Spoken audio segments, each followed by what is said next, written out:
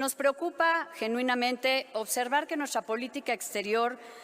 ha tendido, sin duda no por diseño, a distanciarnos de nuestros aliados estratégicos, a disminuir nuestra imagen de socio confiable y a utilizar las relaciones exteriores del país en ocasiones como instrumento de propaganda electoral y no como un engranaje del Estado.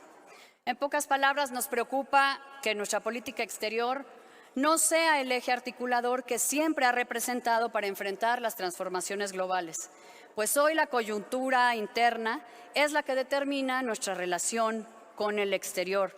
provocando que nuestro país quede a la deriva en el mar cambiante de la política internacional. Nosotros no tenemos ninguna duda, la estrategia mexicana en el exterior debe prescindir de consignas inmutables o interpretaciones desactualizadas de la historia. Debe hacer de lado la parafernalia mediática y orientarse a fortalecer nuestra soberanía mediante la protección de los valores y principios de la democracia y los derechos humanos, del fomento del crecimiento y la competitividad, el cierre de las brechas de desigualdad y la promoción de las más imperantes causas globales como el combate al cambio climático, la disuasión de la agresión bélica o desarrollar capacidades para hacer frente a las nuevas amenazas geopolíticas y en el ciberespacio. Senadora Claudia Ruiz Massieu Salinas, del Partido Revolucionario Institucional. Adelante, senadora.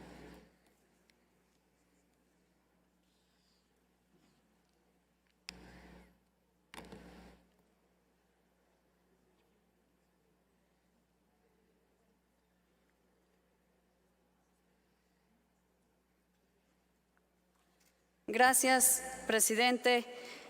Señor secretario de Relaciones Exteriores, honorable mesa directiva, compañeras y compañeros senadores.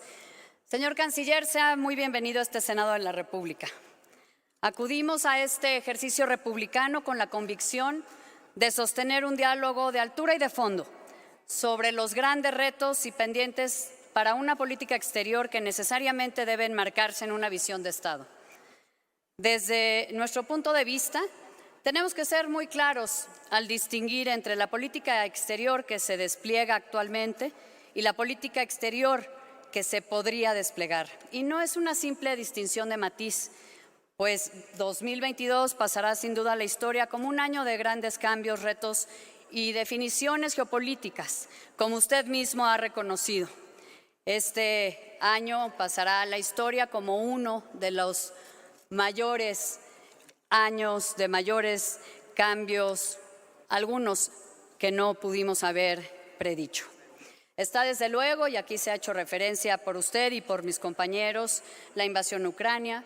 pero también las tensiones en la cuenca del Pacífico, nuevos movimientos populistas que comprometen los órdenes democráticos y los fantasmas de la recesión y de la inflación que recorren la economía mundial. El mundo sin duda está convulso y México no puede abstraerse de esa realidad. Al contrario, debe hacerle frente con inteligencia, convicción y también con pragmatismo. México sin duda ha respondido a este entorno de distintas formas. Si bien hemos tenido momentos de altura y dignidad en el escenario internacional, como nuestra participación en el Consejo de Seguridad y en la Asamblea General de la ONU durante la crisis de Ucrania,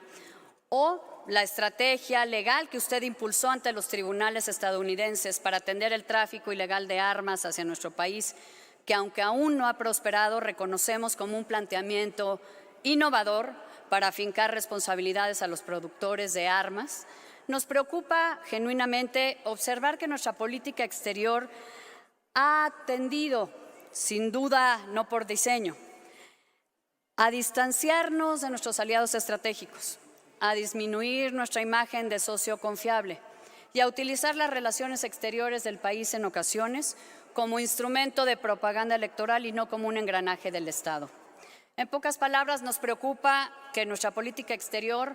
no sea el eje articulador que siempre ha representado para enfrentar las transformaciones globales, pues hoy la coyuntura interna es la que determina nuestra relación con el exterior, provocando que nuestro país quede a la deriva en el mar cambiante de la política internacional.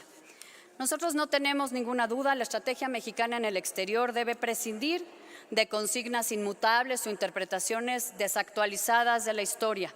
Debe hacer de lado la parafernalia mediática y orientarse a fortalecer nuestra soberanía mediante la protección de los valores y principios de la democracia y los derechos humanos, del fomento del crecimiento y la competitividad, el cierre de las brechas de desigualdad y la promoción de las más imperantes causas globales como el combate al cambio climático, la disuasión de la agresión bélica o desarrollar capacidades para hacer frente a las nuevas amenazas geopolíticas y en el ciberespacio.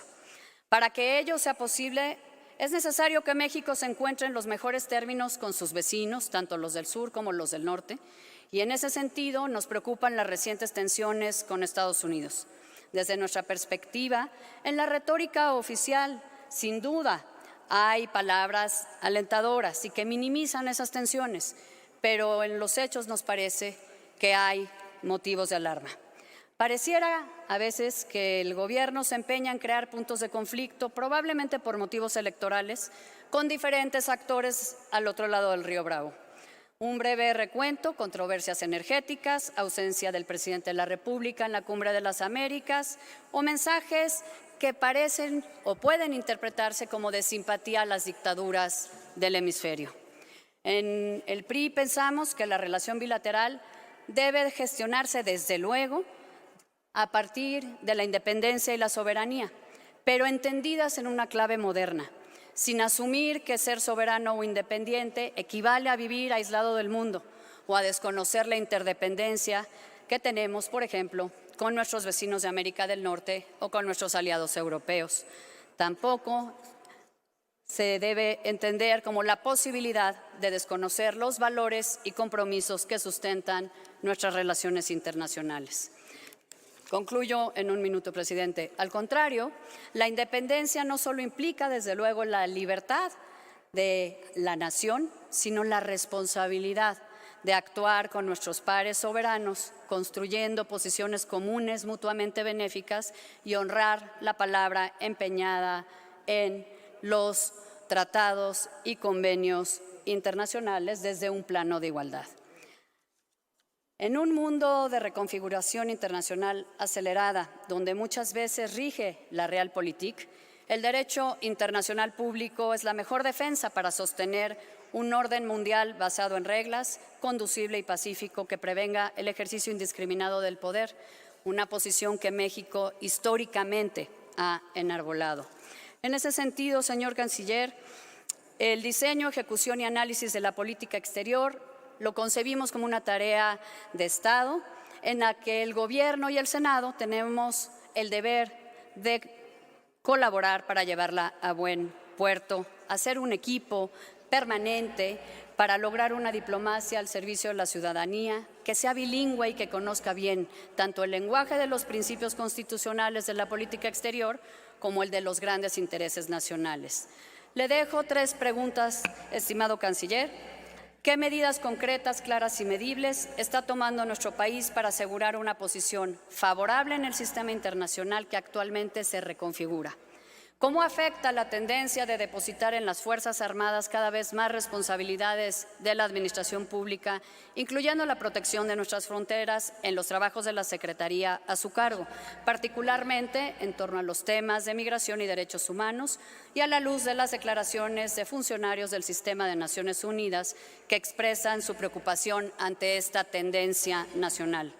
La última pregunta: ¿cómo nos estamos preparando para el riesgo, para muchos inminente, de que México vuelva a estar al centro de la discusión en el proceso electoral presidencial de Estados Unidos que se avecina, así como para el proceso de revisión del TEMEC en 2026? Por su atención y sus respuestas, muchas gracias, canciller.